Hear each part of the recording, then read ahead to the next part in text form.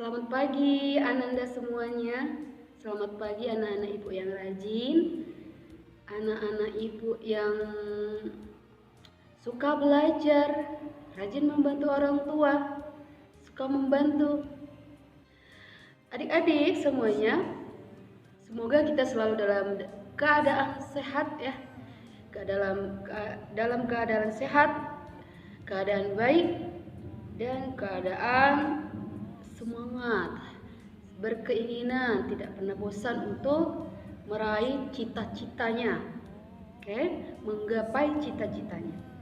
Adik-adik semua, kita lanjutkan pelajaran kita di pembelajaran 5 buku tematik 2E. Di halaman 22. Ibu ingatkan kepada adik-adik semua supaya sebelum belajar segeralah berdoa terlebih dahulu ya. Membaca surat Al-Fatihah, membaca doa belajar, doa pembuka hati, supaya Allah senantiasa memberikan kemudahan untuk adik-adik semuanya untuk menuntut ilmu. Baiklah, coba adik-adik perhatikan bukunya masing-masing halaman 22. Hari ini pembelajaran kita terdiri atas PJOK, Bahasa Indonesia, PPKN, dan Matematika. Pembelajaran 5 sampai pembelajaran 6. Dengarkan baik-baik ya adik-adik semua ya. Dan perhatikan halaman 22. Adik-adik bisa memperhatikan sebuah gambar ya. Ada seorang anak kecil laki-laki sedang bergantung di sebuah gantungan ya. Sebuah gantungan biasanya tempat jemuran ya, dijemur sebuah kain di sana.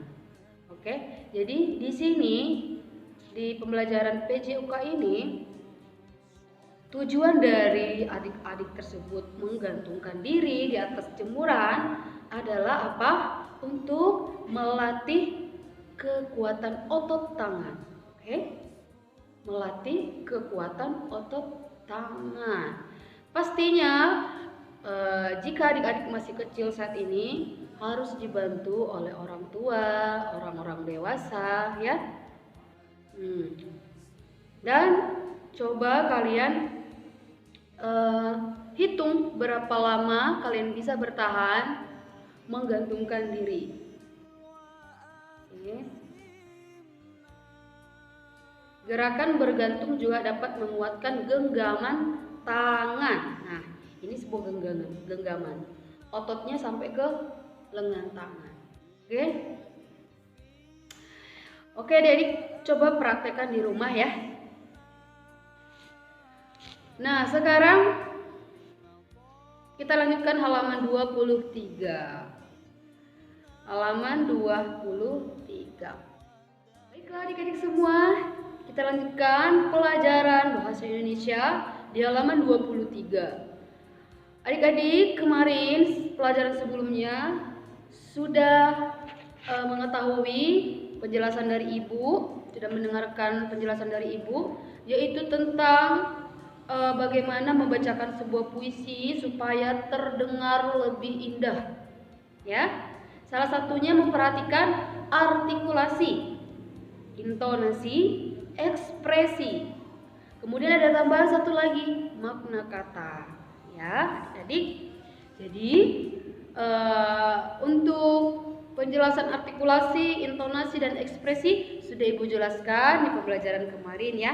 Sekarang adik-adik tinggal mengamalkan atau mempraktekkan dari hal-hal yang perlu diperhatikan ketika membacakan sebuah puisi. Oke adik-adik, coba kalian perhatikan ada sebuah puisi di halaman 23 buku tematik 2E,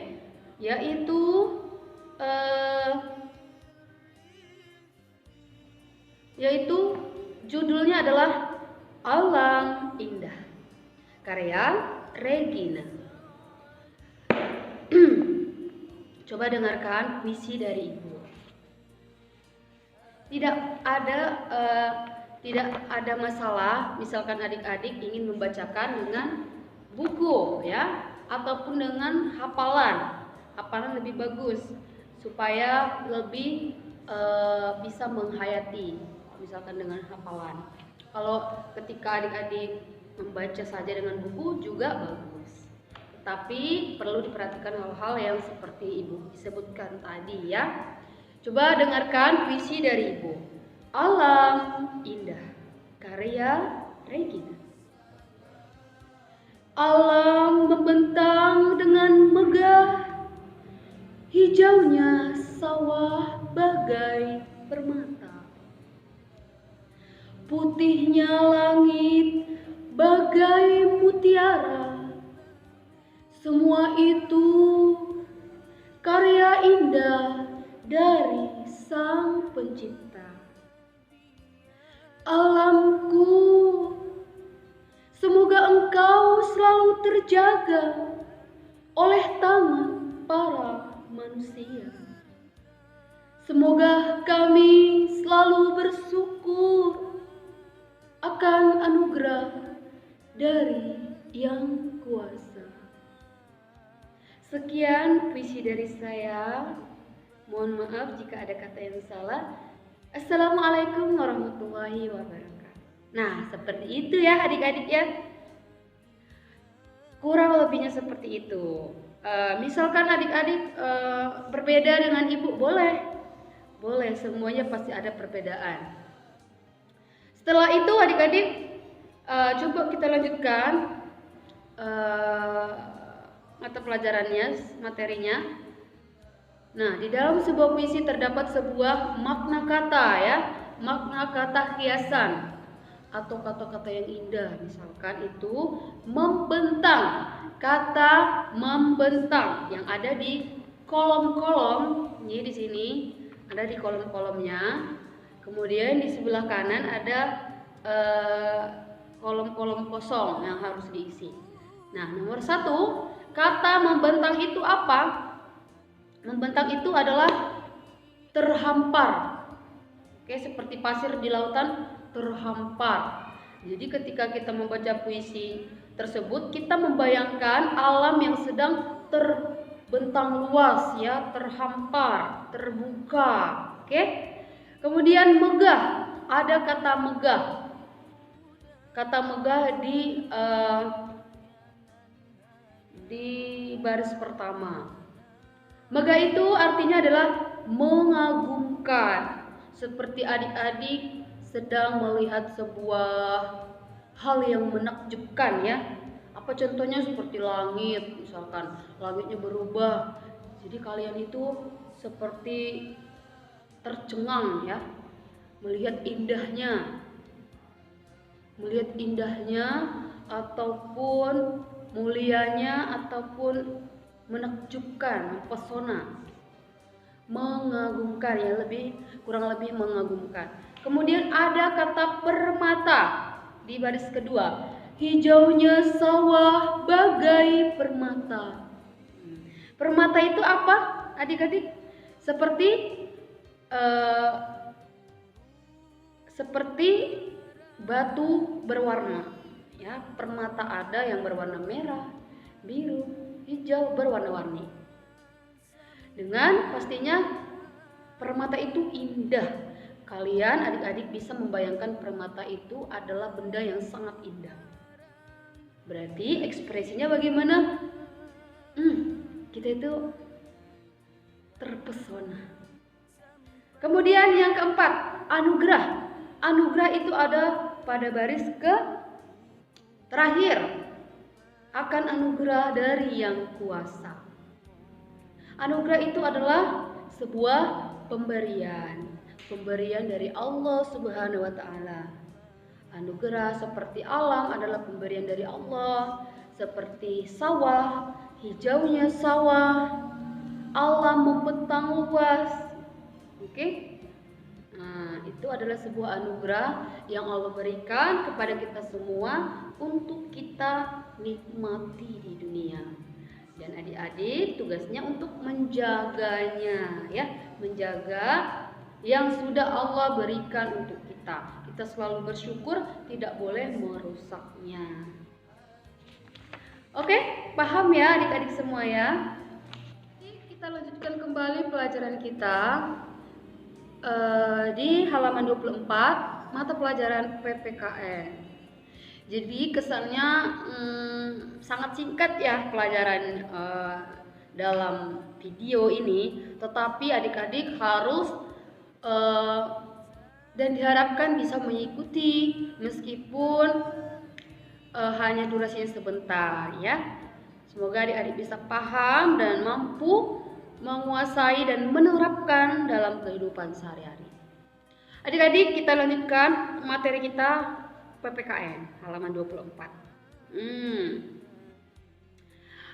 Adik-adik, ada gambar apakah yang ada di halaman 24? Coba perhatikan.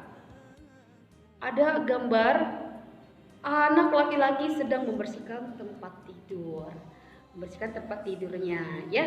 Setiap bangun tidur harus merapikan kembali tempat tidur kita. Adik-adik jangan lupa ya, di rumah juga harus bisa mencontoh perilaku yang baik seperti gambar yang ada di halaman 24. Nah, coba adik-adik dengarkan teks bacaan berikut yang akan Ibu sampaikan. Hari sudah mulai siang.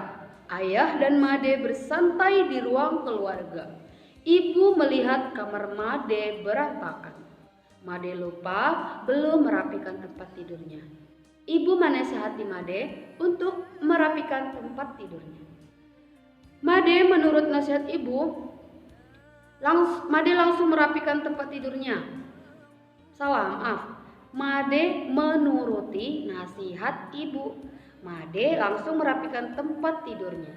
Made juga meminta maaf kepada ibu karena lupa merapikan tempat tidur. Tentu saja ibu memaafkan Made. Menuruti nasihat orang tua sesuai dengan sila kedua Pancasila. Ingatkah kamu bunyi sila kedua Pancasila itu adik-adik? Nah, apakah kamu mempunyai pengalaman seperti Made? Ayo ceritakan di depan kelasmu. Nah adik-adik, ini sila kedua Pancasila ini sudah berkali-kali kita bahas ya di semester pertama. Baik itu di ujian, maksud ibu, baik itu di buku ke-1, buku 2A, 2B, 2C, dan 2D di waktu semester pertama pasti akan menyinggung tentang nilai-nilai Pancasila. Nah sekarang kita kembali mengingat kembali dan menerapkan setiap hari ya. Tidak boleh lupa apa sih nilai-nilai yang terkandung di dalam sila Pancasila yang kedua. Nah adik-adik, Pancasila itu harus adik-adik ingat dan harus ketahui adalah dasar negara Indonesia yang terdiri dari 5 sila. Salah satunya adalah sila yang kedua. Bunyi sila yang kedua itu adalah kemanusiaan yang adil dan beradab.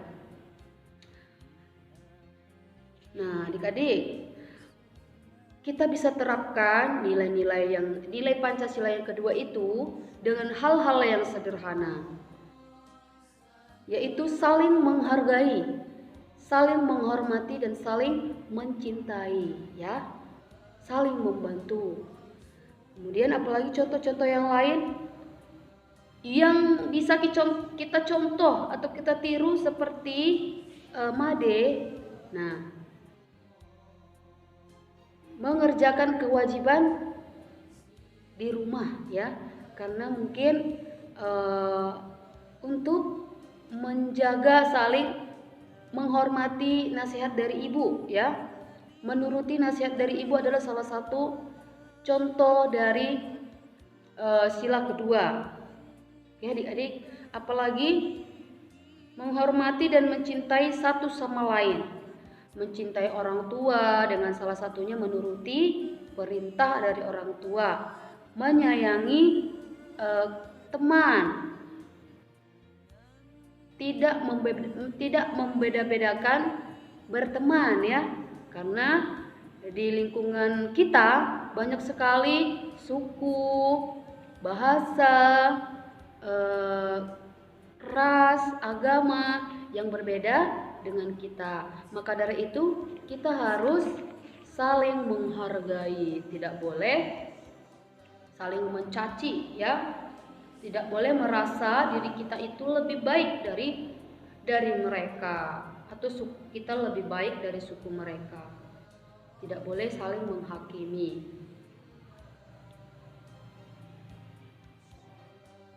Apalagi contoh yang lain Bu dari sila kedua. Nah, bersikap sopan dan santun. Itu wajib ya. Tidak hanya kepada orang tua, tetapi kepada orang lain. Untuk semuanya kita wajib bersikap sopan dan santun. Apalagi sama orang tua, wajib. Misalkan kita bersikap kasar, kita akan berdosa. Sebagai agama muslim, agama Islam, kita menjadi anak yang durhaka ya. Oke, apalagi saling menghargai pendapat. Pendapat dari teman, pendapat dari kakak, pendapat dari abang. Oke. Adik-adik, apa sih lambang dari sila kedua itu? Adalah gambar rantai. Gambar rantai saling menyambung-nyambung ya. Mata rantai yang satu disambung lagi, dan disambung lagi. Itu ada sebuah makna yang terkandung di dalamnya adik-adik. Yaitu apa? Yang saling berkaitan satu mata rantai dengan yang lainnya, yaitu melambangkan hubungan manusia dengan yang lainnya yang perlu dan saling membantu sehingga menjadi kuat seperti rantai.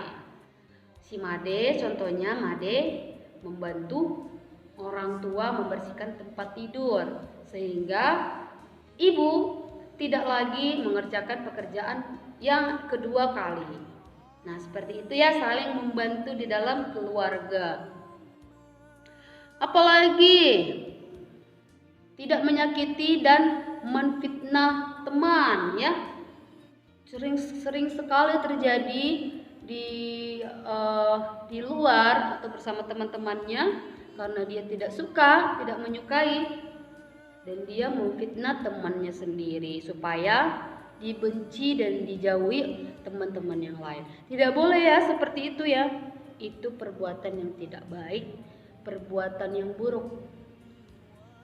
Oke, apalagi meminta izin ketika ingin meminjam barang orang lain. Dan banyak lagi ya. Nah, apa tadi bunyi dari sila kedua Pancasila? Kemanusiaan yang adil dan beradab.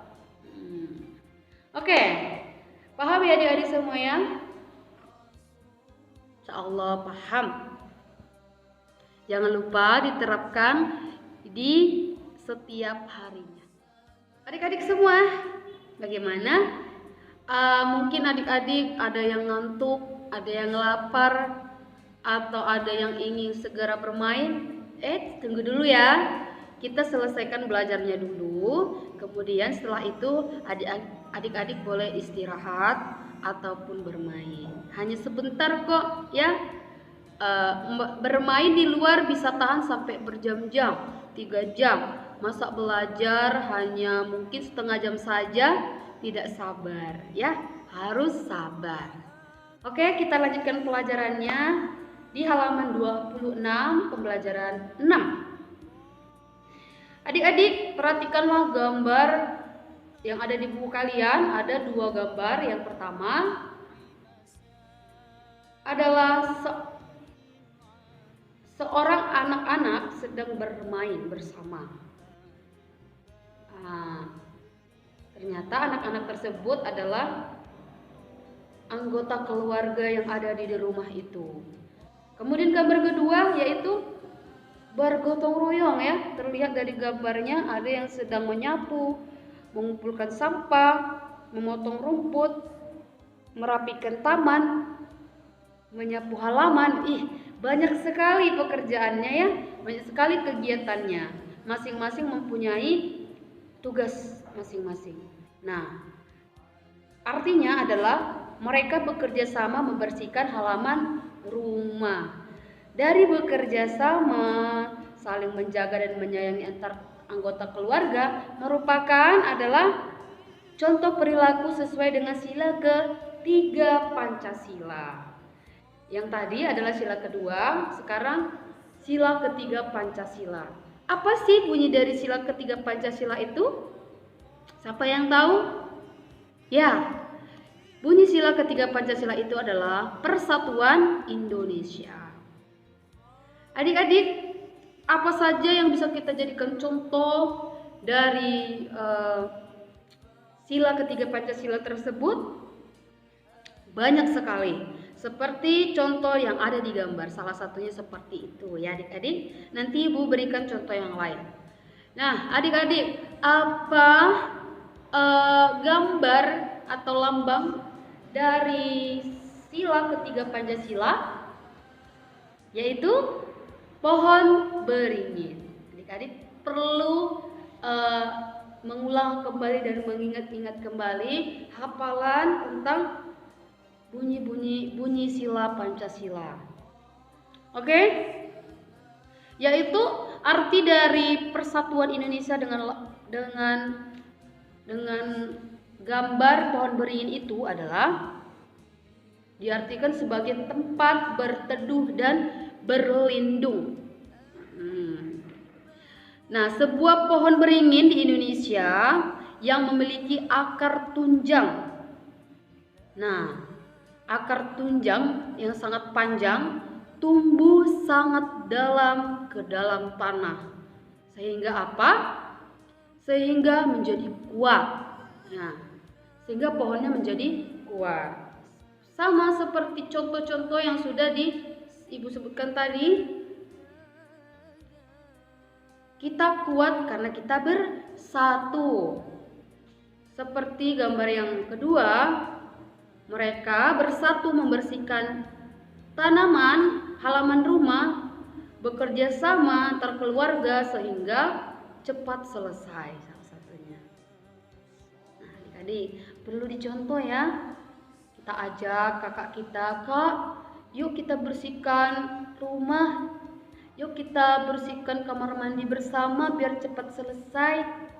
Nah, bisa ya seperti itu. Yang lain, membersihkan rak sepatu. "Kak, yuk kita sama-sama membersihkan sepatu biar cepat selesai." Tapi mengajaknya harus dengan yang lembut ya. Tidak boleh memaksa. Adik-adik bisa nanti di rumah silakan dibaca teks bacaan yang ada di halaman 26 ya. Nah, contoh-contohnya yaitu apa?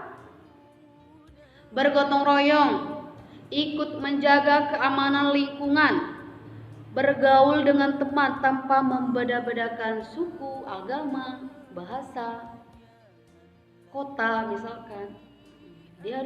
Misalkan ada yang teman kita ada yang dari kota Medan, ada yang dari kota Palembang, ada dari Pulau Jawa, ada dari Batam. Jadi salah satu dari teman kita ingin dan hanya ingin berteman dengan satu kota dengannya. Tidak boleh ya.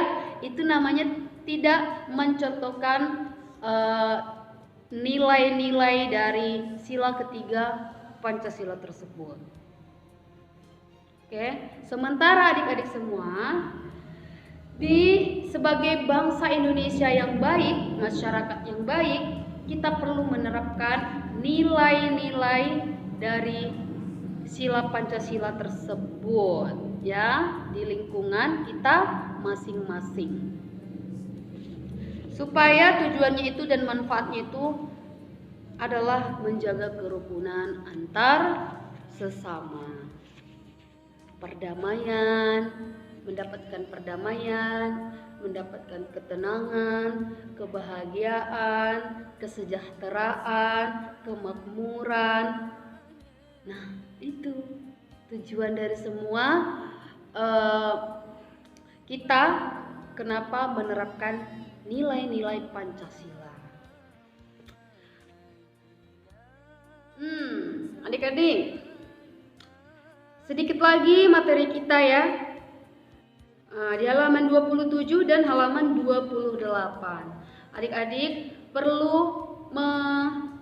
menambah rasa semangat lagi dan keseriusan fokus mendengarkan penjelasan dari Ibu. Oke, sedikit lagi, oke? Nah, coba adik-adik buka sama-sama bukunya halaman 27.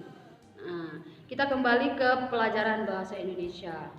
Di sana ada sebuah potongan atau bait dari sebuah puisi. Nah, kemudian perhatikan ada kotak-kotak biru di bawah gambar. Di dalamnya ada sebuah kata yang diambil dari bait puisi. Oke. Ada kata sempurna, terpana, terkesima, dan sirna. Adik-adik, sama seperti penjelasan Ibu sebelumnya, adik-adik harus bisa memahami terlebih dahulu makna kata dari sebuah puisi yang kalian ingin sampaikan. Seperti kata sempurna. Sempurna itu apa sih makna dari kata sempurna atau arti kata dari sempurna? Yang di kolom pertama, yaitu lengkap semuanya, tidak ada cacat sedikit pun, ya. Sempurna. Yang maha sempurna itu siapa? Hanya Allah Subhanahu wa Ta'ala yang maha sempurna, tidak ada cacat, tidak ada kekurangan sedikit pun. Ya, adik-adik ya. Sementara kita banyak sekali kekurangannya. Nah, yang kedua, di kolom kedua ada kata terpana. Terpana itu artinya terpukau, tercengang. Wah, ketika adik-adik mungkin melihat sesuatu yang membuat adik-adik terpukau. Kemudian terkesima, ada kolom ketiga, terkesima, yaitu hilang akal. Sama mirip terpana juga, mungkin terpana ini lebih ke hal-hal yang indah, dan mempesona. Terkesima, hilang akal. Dan yang terakhir adalah sirna. Sirna itu lenyap atau hilang. Oke, adik-adik bisa dipahami ya? Nah, adik-adik sudah mengetahui beberapa kosakata, ada tambahan, dan adik-adik harus memahami dari kata-kata tersebut. Berusaha memahami, diingat-ingat, dan diterapkan ketika kalian membaca puisi. Kita lanjutkan halaman 28. Nah, ini adalah materi kita yang terakhir, mata pelajaran matematika. Di sini disebutkan jenis-jenis alat ukur panjang. Jenis-jenis alat ukur panjang. Kemarin Ibu sudah menugaskan untuk menghafalkan alat-alat ukur panjang ya. Nah, salah satunya yang disebutkan di halaman 28 ini adalah penggaris. Ada penggaris yang pendek ya, ada yang pendek dengan muatan atau nilainya sampai 30 cm. Ada penggaris yang panjang. Ada ya sayang ya. Jadi tidak harus yang pendek.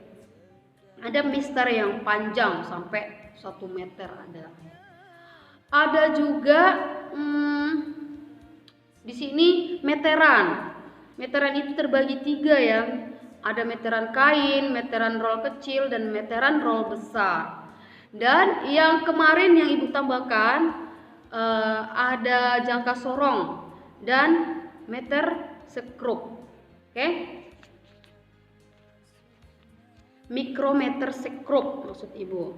Nah, banyak sekali ya. Adik-adik sudah mengetahui beberapa jenis-jenis alat ukur. Kalian harus bisa mengingat ketika ada sebuah soal atau kalian temukan entah di mall, di rumah, atau di tempat teman, kalian sudah bisa mengetahui nama jenis alat tersebut. Fungsinya kalau penggaris itu adalah untuk mengukur benda yang pendek misalkan. Kemudian meteran kain mengukur panjang kain atau pakaian ya.